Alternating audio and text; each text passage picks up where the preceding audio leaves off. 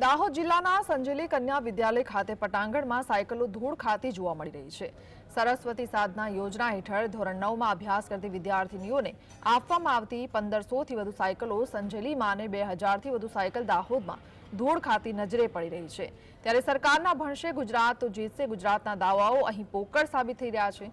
સરકારના લાખો રૂપિયાનું નુકસાન થઈ રહ્યું છે, ત્યારે શા માટે સાયકલો વિદ્યાર્થીનીઓને વિતરણ કરવામાં આવી રહી નથી તે મોટો ચર્ચાનો વિષય બન્યો છે।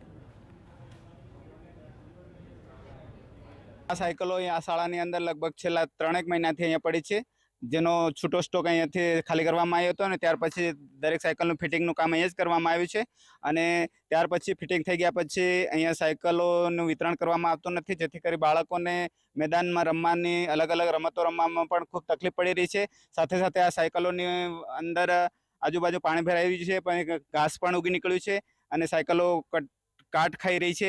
તો અમારી સરકારશ્રી અને લાગતા વળગતા અધિકારી સાહેબશ્રીઓને અમારી વિનંતી છે કે જેથી કરી આ સાયકલોનું જેમ બને તેમ જલ્દી વિતરણ કરવામાં આવે।